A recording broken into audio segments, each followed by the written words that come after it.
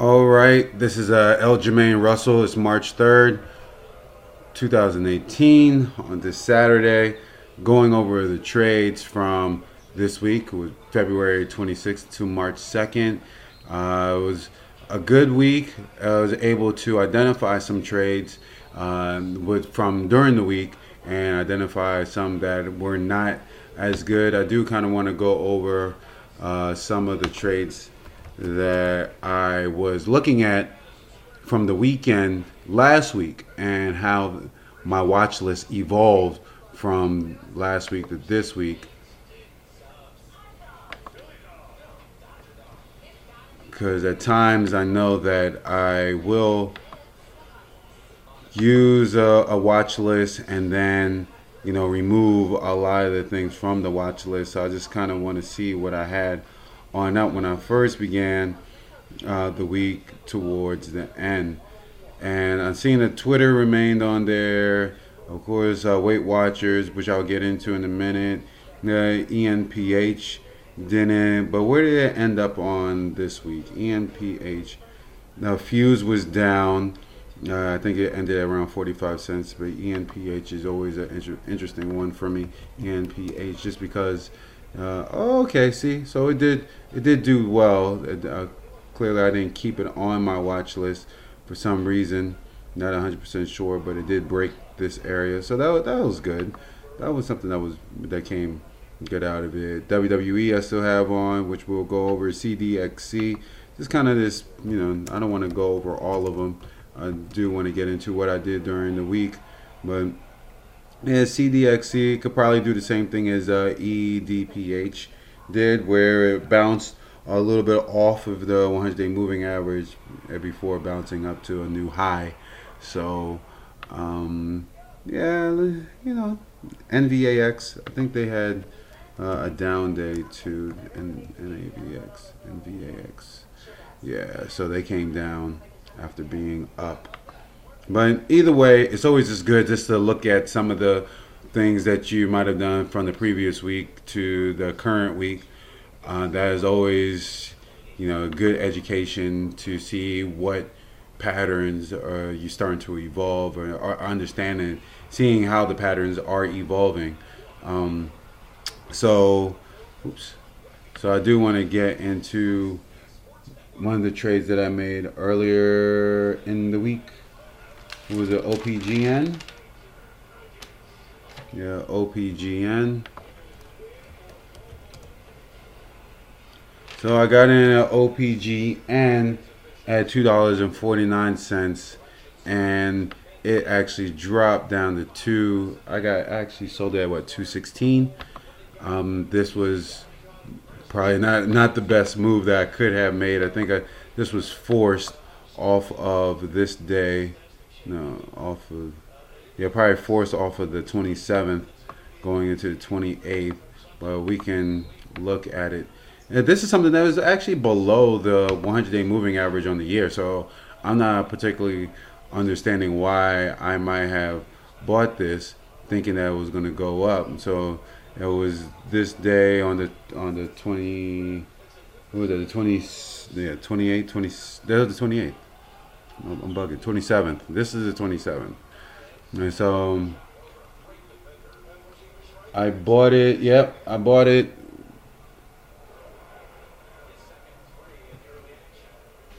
Yeah, okay, I remember now. So I wanted to buy this at 225 as I'm looking at my notebook. I'm glad that I write down my notes from, trade to trade to give me an idea of where I was mentally.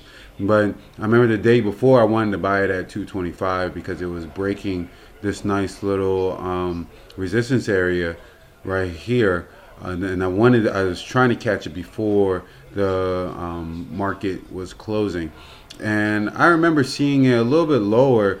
I want to say it was around 209 or so, and then I kind of just took my eyes off, and it was starting to go on up.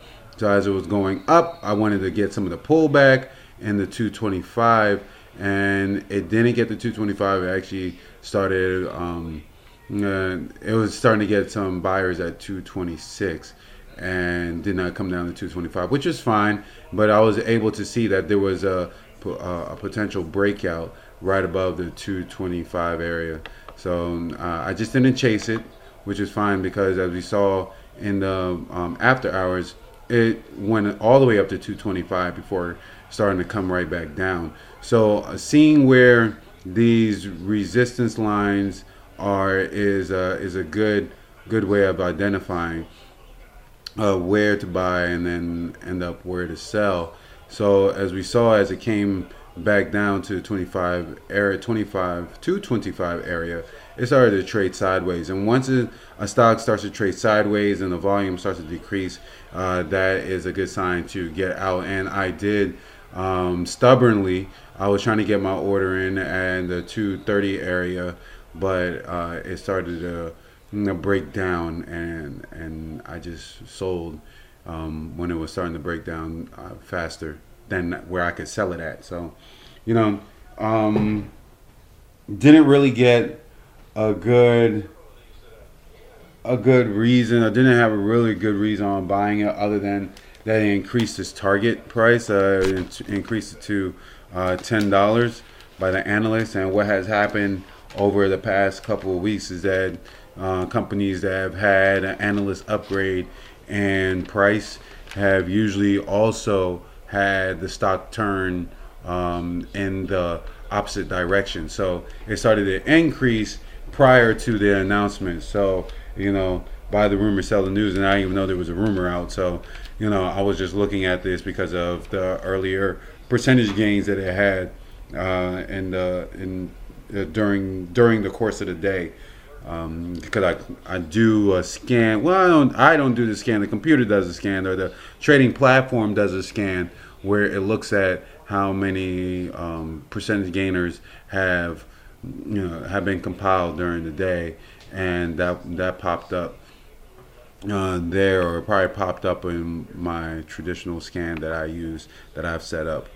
And you know, it really just goes by, you know, how many shares, which is what I like. I like to know what the float size is of the actual stock. So once I have the float, and then I know what the volume is on that day in relation to that float with the change in percentage, then it kind of gives me an idea of where, you know, which stocks are really good to trade based on this chart pattern.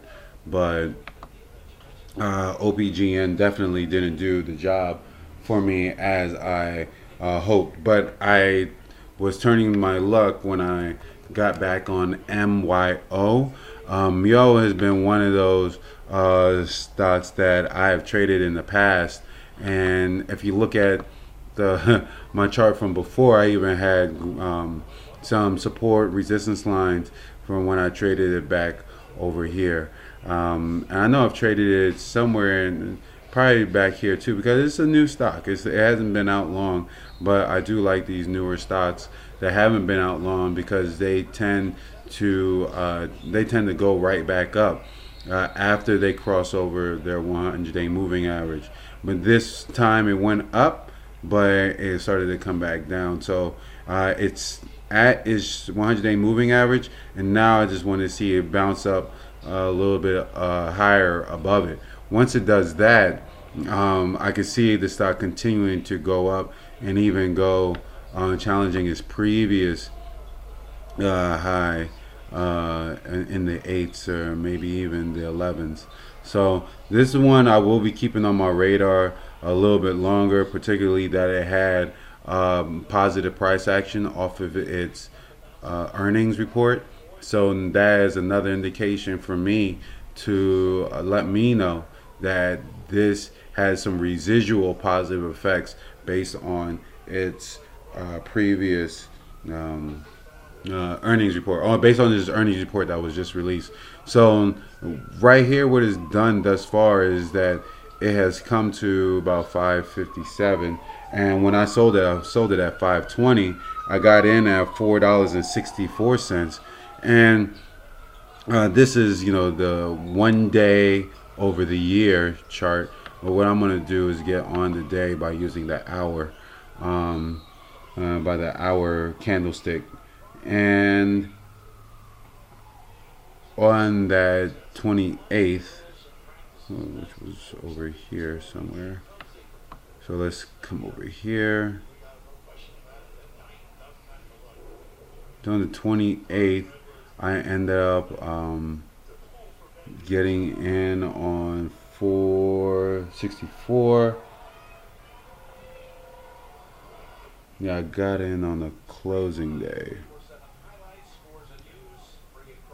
What day is this? The 27th, 28th.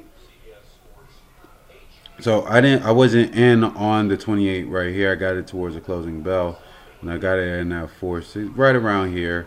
And it did start to increase. But in the morning time, that's when I was a little bit afraid of if it was going to come right back down to the 450s. And as you can see, it didn't. It actually held a higher high, or higher low, I should say. So it had a higher low from the low right here. It kind of held it.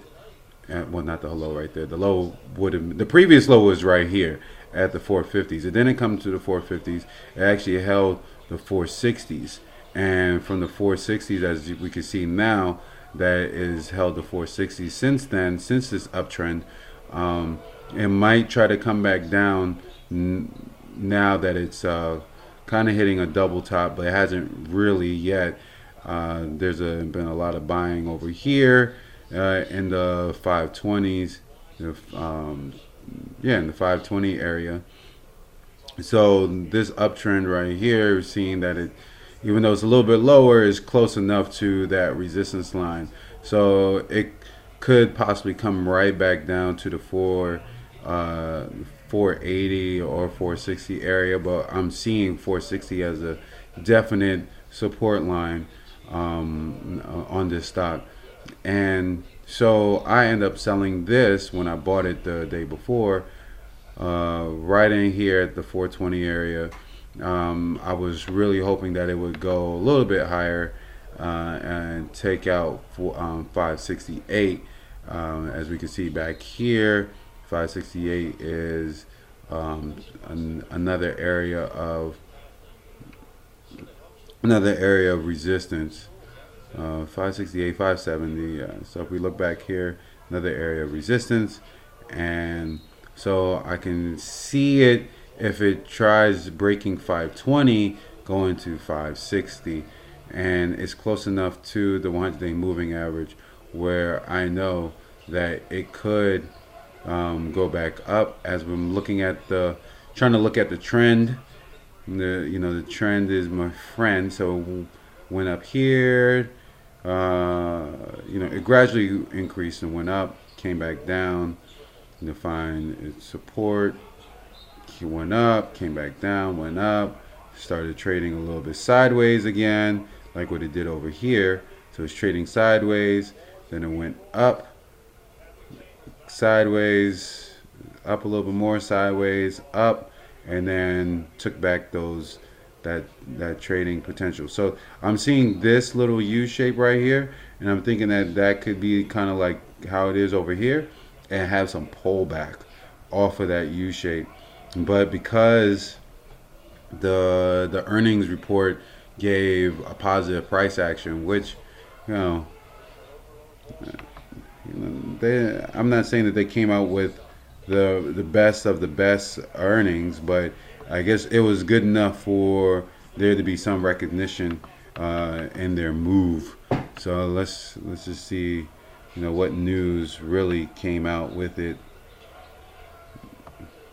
Yeah, and even EMPH is listed here too. That was one that I had from last week that I said this is something I should look at for this week. So even though it had positive price action, I'm gonna add it on in. Even though I took it off and it had positive price action, I'm gonna add it in. But MEO, low float. We'll see if it can break this 520 area. Actually, let me put in a target. Let's see if it at or below. Let's see if it gets. Yeah, let's try it below. Let's see if it tests. the support at 460.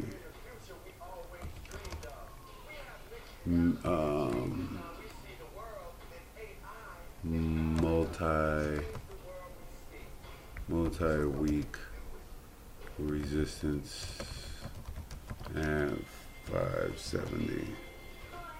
So a nice little $1.10 a share or difference would be nice. So that'll be something to look at. That'll be something to look at during the trading week. So I was able to get a gain on it, like I said before, just off of just that resistance line. Once it started coming up over here, I was really trying to get it when it was trading at its support. So it was trading near its support. That 550 was definitely a support. I got in at 464, just a little bit above that support before it could start testing its upper limits in the 470s, and as we saw, 480. Went to 480, started testing 490, but it wasn't doing any testing after it started doing this consolidating. So, finding patience in this type of realm is difficult because it's going sideways, and you're not 100% sure how much green, because you're not getting any green candles. You're not. I know I had this on for the 2 minutes, but even if each candlestick does represent 2 minutes, you're not really seeing how much buying is going on. You're seeing more selling. I see more selling candles than I do green candles. But if it wasn't for this candlestick right here on the 2 minutes, then there would not be a challenge against that 480, 487 area, because 487 seemed like a strong area of resistance. Even though holding 480 was definitely a good thing.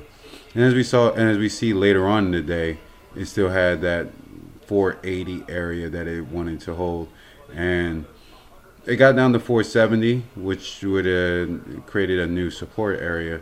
I know I keep on saying 460 because that's where I bought in at previously, but probably more accurately 470 is the good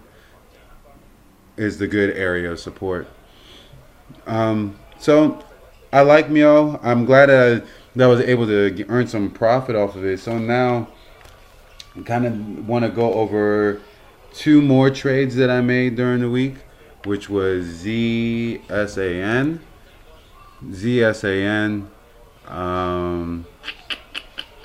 So I ended up buying you at, and this was a bad trade. These next 2 trades are bad trades. I ended up buying ZASN at $9.10. So this had been right around here on the 2nd. Yeah. So this was yesterday, Friday. So I ended up buying it somewhere around here, somewhere in this time frame. This is every 2 minutes. Let me put it to a 1 minute candlestick. See what I was seeing at this time, because I definitely forced the trade. But as we see, it was uptrending off of some news the night before, where there was some news on it being a big gainer on drugs and something about the heart, or is that the other? I think that was probably another stock. I'm just having this internal dialogue. Oh, this was the patent. Yeah, this is the one that had a patent for their drug for an acute migraine. So patent news is usually something that's really good, and as we can see here, it spiked it after hours from the fives and from the late fives into the mid to late nines, and then pulled back pre-market, and right before the trading bell started begin, it pulled up some more. So it went from the 770s to the 940s, so a nice $1.50 per share, and then it just took all of that back. It held something really good, but not for me. It ended up buying it at 910 and then selling it in the 820s. I know I originally wanted to sell it in the 850s, but I allowed it to get get get below. I allowed it to get below. Once it just hit these strong selling points, it was those stop losses just went off, and there was no way of me. It was just me trying to recover at that point. It was just me trying to just scramble to get a sell. So this was good to see. You had the cup and then the handle. So anytime when you have something like this where it bounces right off of this double top more, where it's double resistance, resistance here, then it hits another resistance here. More than likely it falls back like this. This is when you should start. If it can't break this resistance, this is when you start getting out. And it started to do the same thing over here as it was testing the resistance in the low nines here and here, where its previous resistance line. So because we see some of the green right here buying, and then there was some buying there, but it couldn't hold and it fell down. So it did the same thing here, did the same thing here, and just continued to come down. So it really was like three times it tried. And this is a perfect cup and handle. That happened with some precision in itself. So this wasn't like I said, it was hard for me to really get my sell order in, but once I did, I saw where I could have done better as a trader on this. If it started to do the same pattern where it spiked last week, and then it just went trading sideways before collapsing, and then it spiked this week, same thing, and then trade started collapsing. So I know it's close to its 100-day moving average. So as of now, it hasn't filled in the whole gap like it has before, but it looked like it could do the same thing as it did last week, going into this upcoming week. And so if it starts trading sideways on Monday, we know that it should be heading down towards the 100-day moving average before it has another Friday where it tries to go up. And this happened on a Thursday. This happened on Tuesday. No, this was a Monday. This was a Monday. This was Monday. So I don't know. I can't really call that one. I just know on the day that I traded it, I could have really used what it did the day before. Well, earlier before in the past week, with this spike, and it did that. And I probably did see that, but was still trying to be stubborn and how it was selling and how it was trading. So my last one is TENX. These two stocks I definitely chased just because they were up on the day. This one really, I don't think it had any potential of doing really anything. It wasn't even really significantly over the 100-day moving average. But what I did see is that it was going to do the same thing that it normally does on spike days, is where it's followed by a red candle. The red candle right after a spike, usually, it doesn't really break that trend. So it spiked on this day and not really trying to fill up any more orders over here. And what did it do? It fell back. Same thing over here, fell back. Same thing over here, fell back. The same thing over here, fell back. Same thing over here, fell back. So there's nothing really that it could have done differently than following its old behavior, and which is sad because it was there clear as day, and I still forced myself to buy. And I remember I mentally identifying this and still chose to buy it. So it's okay. It was up because of their drug news on animal cardiac studies. So they felt like that they really did really good. At least the traders on the session felt like this was optimistic news to have when it traded on that Thursday. But going into Friday, I was hoping that this low float would continue to go. It didn't, and it continued following what it did in its past. And I was really hoping that the trend would break, but it didn't. Other than that, those are the only stocks that I traded. Other no, actually, Weight Watchers I let go of just because after its earnings, it really had some positive news on its earnings, but it just started to fall, and once it fell, I just decided just to let go of my position, even though I wanted it to be a long holding position. So now what happened here is that it got to 76.40 and even got up to the 77s, and I thought it was going to continue to trade upward. But once it got up to the 77s and particularly the 76 area, it was having a real difficult time trying to break it, break 76 and 77. 76 was right here on the trading day, as we could see right here, and even right here with strong resistance. It just could not break it. It tried everything. It really tried everything, but really couldn't, and it just fell down and collapsed. And when it fell down and collapsed, I just sold. I sold my shares in this downtrend just because I wanted to save my account and make sure that I can probably even get in at a better price than where it is now. I'm just going to wait for it to continue to fall. I'm seeing if it's going to go to the 60 area. Main reason is just to see if it's going to recover right here. If we look at the chart, right here is a good support area. So if it can hold this support, then I'm fine. But if it goes lower, then I'll just wait to see where it will bottom out at.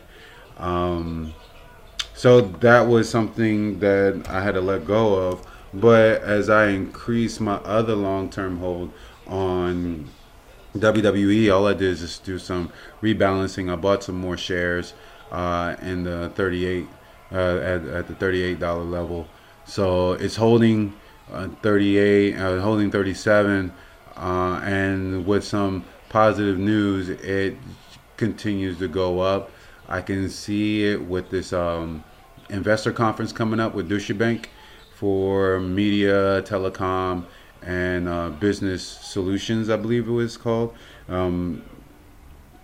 Business service conference. So business service, not solutions. But it is near its resistance, and the 100-day moving average is really just trading directly above it.